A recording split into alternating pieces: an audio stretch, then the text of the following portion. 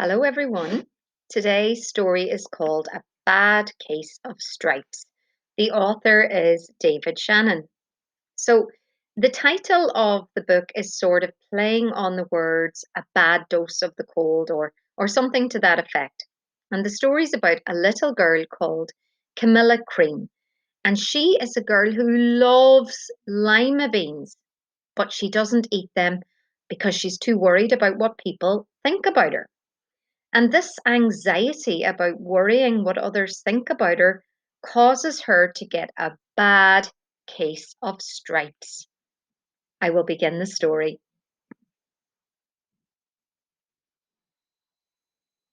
Camilla Cream loved lima beans, but she never ate them.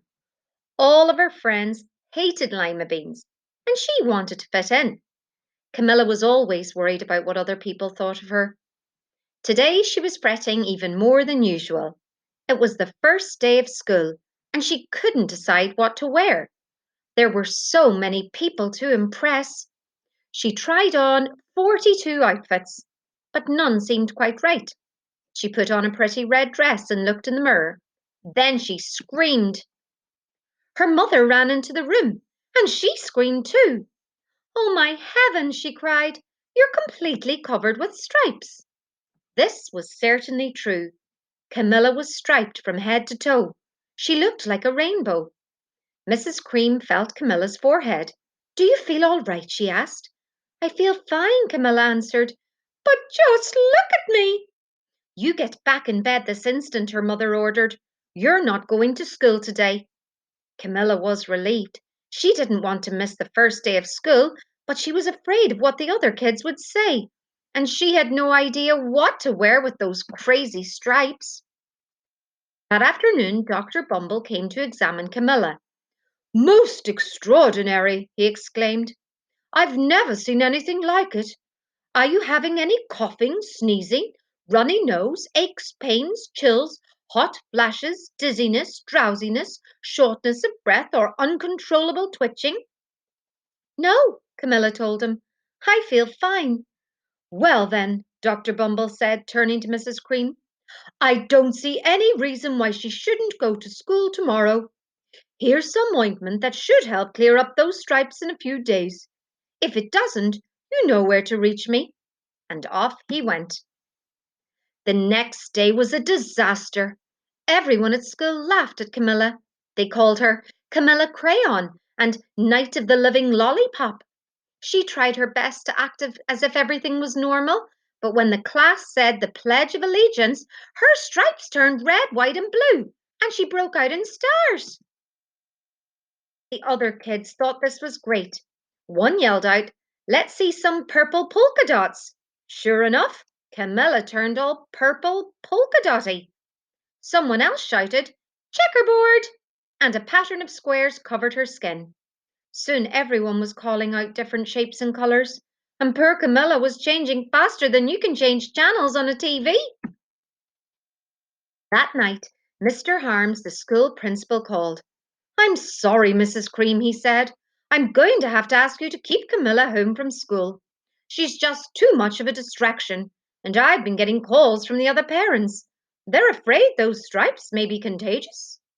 Camilla was so embarrassed. She couldn't believe that 2 days ago everyone liked her.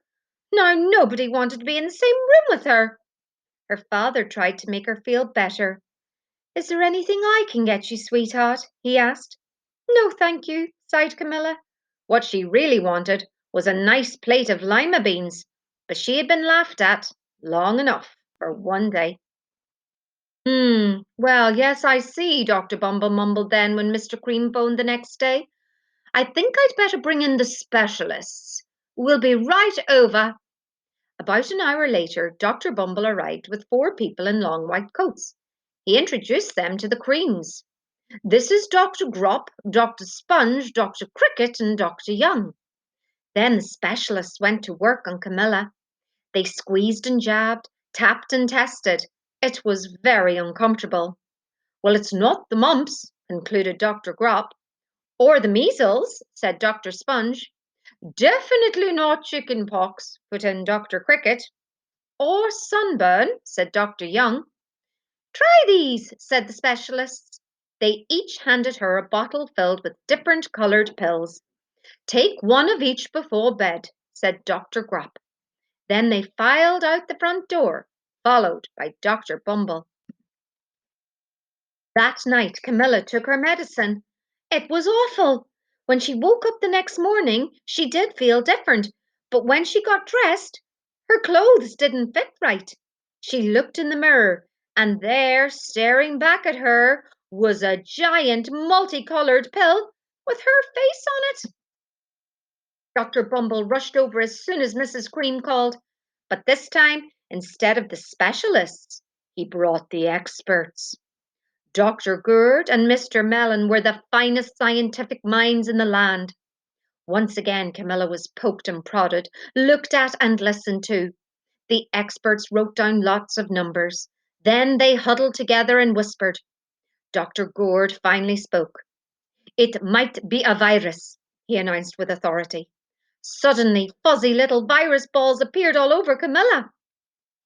Or possibly some form of bacteria, said Mr. Mellon. Out popped squiggly little bacteria tails. Or it could be a fungus, added Dr. Gourd. Instantly, Camilla was covered with different coloured fungus blotches. The experts looked at Camilla, then at each other. We need to go over these numbers again back at the lab, Dr. Gourd explained. We'll call you when we know something. But the experts didn't have a clue, much less a cure. By now, the TV news had found out about Camilla. Reporters from every channel were outside her house, telling the story of the bizarre case of the incredible changing kid. Soon, a huge crowd was camped out on the front lawn. The creams were swamped with all kinds of remedies from psychologists, allergists, herbalists, nutritionists, psychics, an old medicine man, a guru, and even a veterinarian. Each so-called cure only added to poor Camilla's strange appearance until it was hard to even recognize her. She sprouted roots and berries and crystals and feathers and a long furry tail, but nothing worked. One day, a woman who called herself an environmental therapist claimed she could cure Camilla. Close your eyes, she said. Breathe deeply and become one with your room. I wish you hadn't said that, Camilla groaned. Slowly she started to melt into the walls of her room. Her bed became her mouth, her nose was a dresser, and two paintings were her eyes. The therapist screamed and ran from the house. What are we going to do? Cried Mrs. Cream. It just keeps getting worse and worse. She began to sob. At that moment, Mr. Cream heard a quiet little knock at the front door. He opened it, and there stood an old woman who was just as plump and sweet as a strawberry. Excuse me, she said brightly, but I think I can help. She went into Camilla's room and looked around. My goodness, she said with a shake of her head. What have we here? What we have here is a bad case of stripes. One of the worst I've ever seen. She pulled a container of small green beans from her bag. Here, she said, these might do the trick. Are those magic beans? Asked Mrs. Cream. Oh, my, no, replied the kind old woman. There's no such thing. These are just plain old lima beans. I bet you'd like some, wouldn't you? She asked Camilla. Camilla wanted a big, heaping plateful of lima beans more than just about anything, but she was still afraid to admit it. Yuck, she said. No one likes lima beans, especially me. Oh dear, the old woman said sadly. I guess I was wrong about you. She put the beans back in her bag and started toward the door. Camilla watched the old woman walk away. Those beans would taste so good, and being laughed at for eating them was nothing compared to what she'd been going through. She finally couldn't stand it. Wait, she cried. The truth is, I really love lima beans. I thought so, the old woman said with a smile. She took a handful of beans and popped them into Camilla's mouth. Mmm, said Camilla. Suddenly the branches, feathers, and squiggly tails began to disappear. Then the whole room swirled around. When it stopped, there stood Camilla, and everything was back to normal. I'm cured, she shouted. Yes, said the old woman. I knew the real you was in there somewhere. She patted Camilla on the head. Then she went outside and vanished into the crowd. Afterward, Camilla wasn't quite the same. Some of the kids at school said she was weird, but she didn't care a bit. She ate all the lima beans she wanted, and she never had even a touch of stripes again.